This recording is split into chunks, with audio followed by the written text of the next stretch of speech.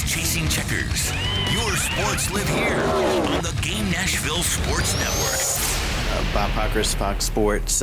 Did you come into the qualifying session thinking you had a shot at the pole? This guy did. He had all the confidence in the world, and he said, this is what we're going to do. So we just set out to the plan that Jim laid out and had a really good practice and being able to put some good time on the car and maybe learn a couple things and make the speed that we needed in order to come out here and sit on the pole tonight.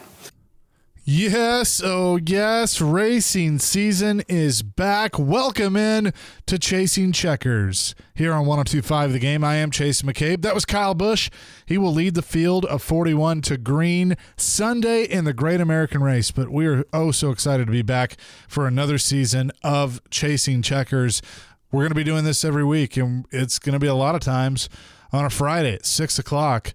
Leading you into the race weekend. So we're excited about it, and I'm going to be doing that moving forward. If you miss anything, if there's not conflicts, you can hear a replay on the weekends. Plus, you can just subscribe to Chasing Checkers wherever you get your podcasts. You can go and listen to that. But excited. Racing is a passion of mine, and now that there's a lawsuit behind them and you got exciting things like Ram trucks coming back into the truck series, and Tony Stewart is going to race tonight because that's coming up here in about 30 minutes.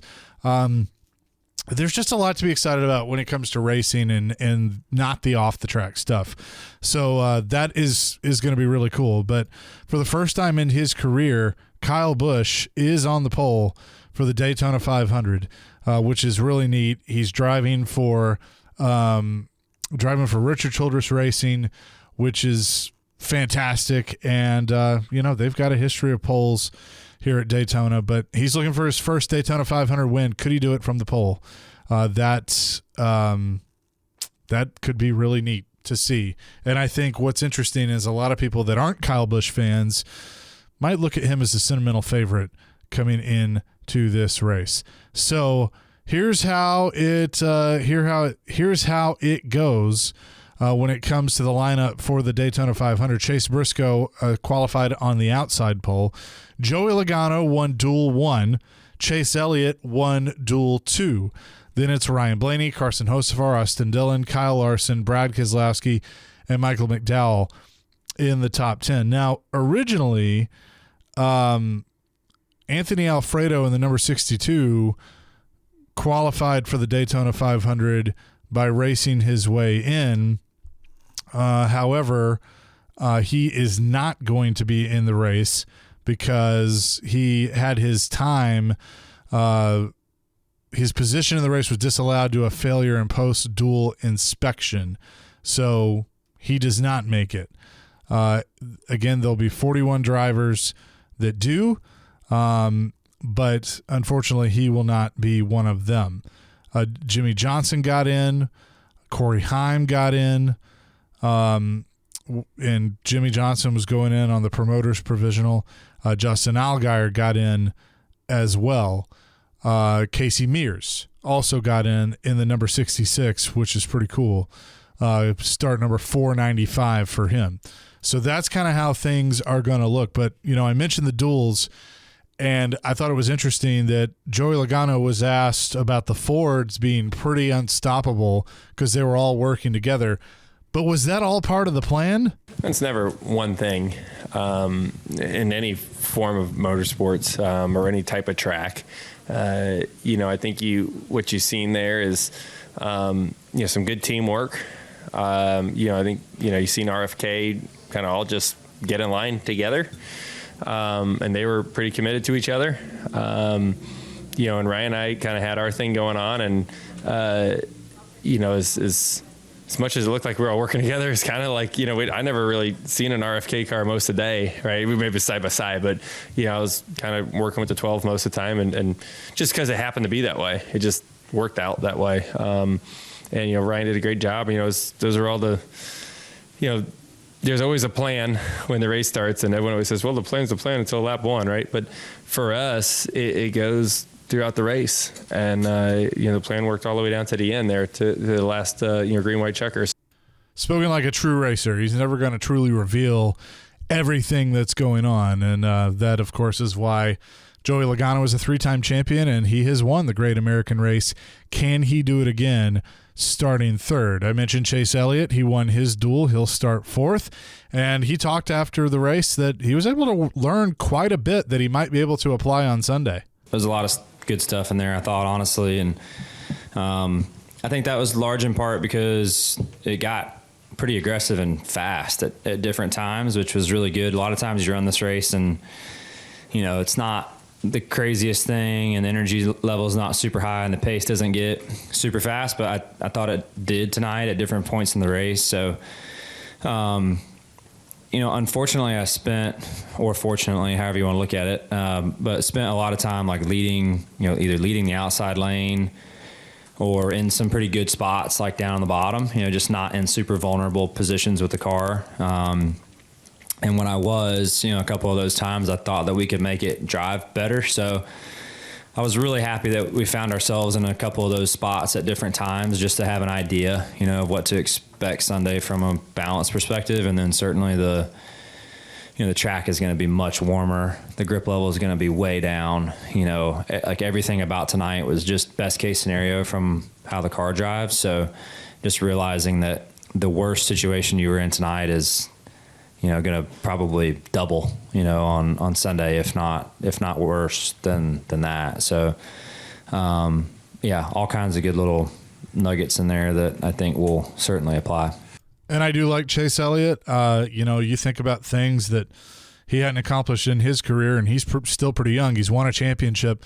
The Daytona 500 is certainly one of those things. And I believe he's going to have a really good chance of winning on Sunday. But the thing is, it's kind of a wild card because I think a lot of these guys are going to have a chance to win on Sunday, including the pole sitter Kyle Busch, who has had good performances there in the past, but he's never been able to get the win. He talked more about how he feels he had the chance he has, and also starting from the pole. I think it's a huge boost. I think bringing Jim on board and having his passion and determination of what he's done all off season long and leading his group of guys and, having them all believing in him and putting our faith in what he's got to do for our team and being able to give us what we need to go out there to succeed. So this is just a first step of it. I mean, this is the beginning of the year, first qualifying attempt of the season. There's a whole heck of a lot more that we've got to do throughout the season to be good, to be real, to be contenders. And, but it sure feels good in the moment right now. So a lot of hard work behind the scenes with everybody at RCR, everybody at ECR. And, it feels good to give this guy another pole down here and love nothing more than to make history and put ourselves in victory lane Sunday night. So that's Kyle Busch after sitting on the pole. The odds right now, the favorite is Denny Hamlin at plus 900. This is from DraftKings. Kyle Busch, Joey Logano, and Ryan Blaney are all plus 1,000. William Byron at plus 1,400. Kyle Larson, Chase Elliott at plus 1,600. Brad Keselowski, Christopher Bell at plus 1,800. And Austin Cindric, a former 500 champion, is plus 2,000. So if you feel like making a wager, that could be kind of where you go there. But excited about it. I think it's going to be a fun race. Ultimately, I'm going to give my pick. I think Kyle Busch gets it done. I don't know why. I just have this weird feeling that he's going to come down there, win it from the pole, and ultimately get the W. And that would really be everything that the Hall of Famer would need to accomplish in his illustrious career. Think about that. He's won 2 championships, all these races. He's trying to get to, I think, 1,300 starts, something like that, in his career across all 3 national series. It's pretty remarkable what he's been able to accomplish. But we'll see if he can win the Great American Race coming up on Sunday. Coming up here in a few minutes, though, the NASCAR Craftsman Truck Series will start their season. They qualified earlier today, and it will be Ty Majeski in the number 88 truck. He will sit on the pole with Michael McDowell, a Cup Series regular, running for Spire in the number 7. He's on the outside pole.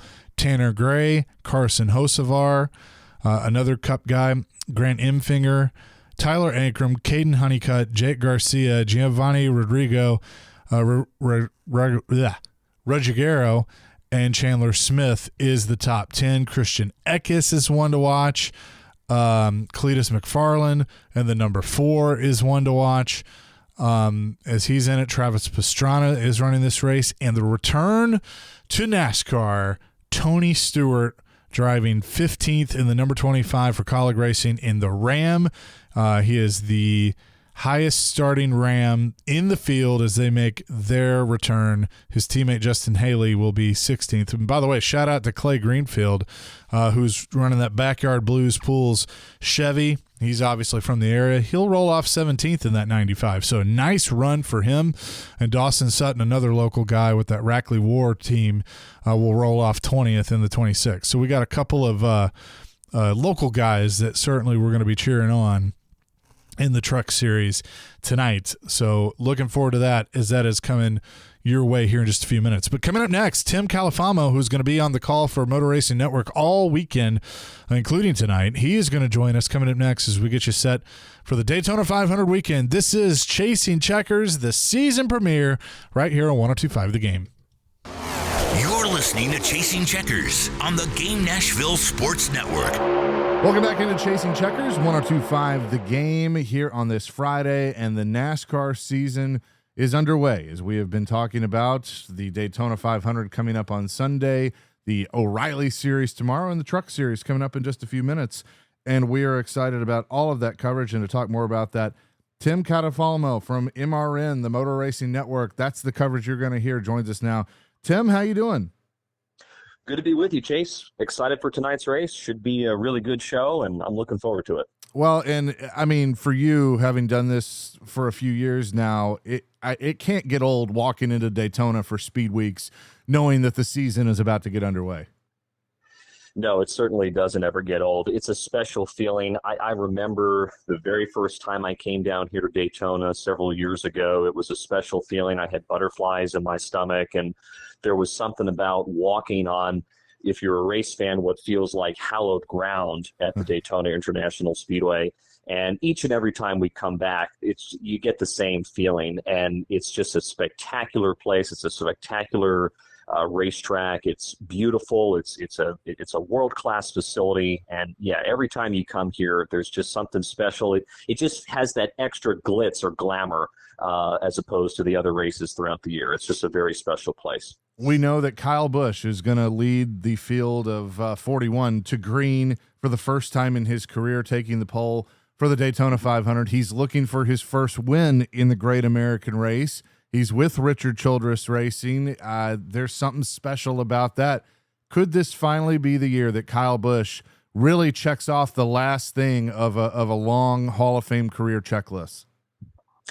Well, he's certainly gotten things off to a good start, getting the pole for the Daytona 500. It's certainly a big accomplishment. Not so much, I think, for the driver, but for that team, Richard Childress Racing. Poles are won at Daytona and a lot of on the super speedways in regards to what's under the hood, the manufacturing, the aerodynamics. So that's a huge confidence booster for the team itself. And for Kyle, you mentioned the fact that this is something that has kind of eluded him over the last several years. It's eluded him all his career, a win in the Daytona 500. I think he's got as good of a shot as anybody, but it's a long race, 500 miles. A lot of things can happen. Some things are out of your control, but he certainly has taken the first step forward in achieving that goal this weekend.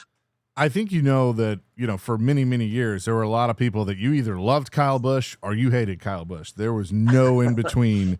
And I think for some fans that probably still exists. But I also feel like with his move to Richard Childress Racing, he's not as dominant as he used to be. He's trying to help Richard get this team back to where it used to be. I feel like he may have gained some fans, and he could be a little bit of a sentimental favorite going into the race this weekend. I think you're correct. I think the tide has started to shift in regards to how the fan base perceives Kyle Busch. When he first started, as you mentioned, he was very much disliked. A lot of people liked to root against Kyle Busch. But I think as Kyle has gotten older now, and we've seen this with a multitude of different drivers over the years, that initially when they came into the sport, they weren't very well liked. But as they got older and became more veterans, if you will, of the series of NASCAR, they kind of warmed up to the fan base, and the fan base kind of accepted them more. And I think that's what you have now with Kyle Busch. Yes, he certainly is not putting up the numbers that he did earlier on in his career, but he's still a very talented driver. And in the eyes of the fan base, I think that shift in as regard to him having a more positive outlook from everyone that's in the grandstands, I think that really started when he went to Richard Childress Racing. And that has kind of continued over his time at the organization. And it's not something that's unusual. Like I said, a lot of drivers over the years have had a change as far as how they're perceived by the fan base. But yes, certainly, I think that there has been a warming up to Kyle Busch. There's still plenty of people that don't like Kyle Busch, but I think he is much more well-liked now, later in his career, than he was when he started. Tim, what's the vibe around Denny Hamlin? Obviously, he's been through a lot with the lawsuit and the business side of things, and then the personal side of things, losing his father, his mother being injured in the fire that took his father's life. And you know, he's been open, he's talked about it, but you can definitely tell that all of that is still very much with him. Now that he's back at the racetrack, he's back in the race car, what is the vibe around Denny Hamlin? Well, I think that certainly it's an understatement that Denny's gone through a lot this past 3 or 4 months. You mentioned the loss in the championship race, of course, the lawsuit, and then what happened with his family, a very tragic and unfortunate situation. I think that what Denny, I think, is going to find, hopefully what he's going to be able to find, is when he gets behind the wheel of the race car, that maybe that can be, in a way, some therapeutic driving, or in a way, a little bit of therapy to help him recover from all that has happened. I think Denny is a terrific race car driver. I think he's an incredibly strong person.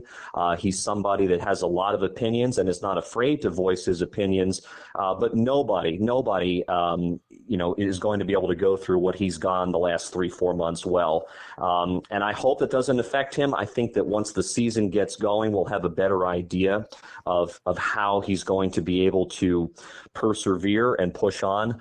But Denny is a fighter. He's a terrific race car driver, and I think that he's got what he needs to be able to move forward. It's going to take some time, and I know that there's a lot of people in the NASCAR garage, a lot of people in the NASCAR community, while they are competitors, while they are racing against Denny Hamlin, they are pulling for him, and they are expressing their sympathies for everything he's had to go through the last 3-4 months. We know that everybody wants to run the Daytona 500, being the special race that it is. Dale Earnhardt Jr. and his sister Kelly have fielded for the second year in a row a cup car for Junior Motorsports in running the Daytona 500 with Justin Allgaier. He's in the field. I mean, to me, it's just special to have an Earnhardt associated with the Daytona 500, especially this year being 25 years since the death of Dale Earnhardt. Yeah, it's always special to have an Earnhardt as part of the Daytona 500. You mentioned Justin Allgaier driving for Junior Motorsports. He and Junior Motorsports fielded a car last year for the Daytona 500. They were able to race their way in. They finished in the top 10. I actually spoke with Justin earlier this week, and I asked him what this whole process has been like. Does it get any easier? Do you feel any less pressure this time around? And he told me he doesn't. It's still a very high-pressured situation because you have that Earnhardt name attached to your ride. Dale Earnhardt Jr. is not, of course, behind the wheel, but he is a owner of Junior Motorsports. And as a driver, when you're an individual like Justin Allgaier, that adds pressure because you want to be able to satisfy a large swath of the NASCAR fan base that are still Earnhardt fans. They were fans of Dale Earnhardt Sr. They're now, of course, still fans of Dale Earnhardt Jr., even though he has long since retired. So there's a lot of pressure on Justin Allgaier, but he's got a terrific race team. He's got a really good car. Like I said, he finished in the top 10 last year. So I think he's a good sleeper pick, if you will, for the 500 on Sunday. So obviously he is going to be in contention on Saturday for the O'Reilly Auto Parts Series race, but can anybody stop Austin Hill? Austin Hill has been so dominant on these super speedways. We talk about Richard Childress Racing getting back to prominence in the Cup Series. They've done a pretty good job in the now O'Reilly Series.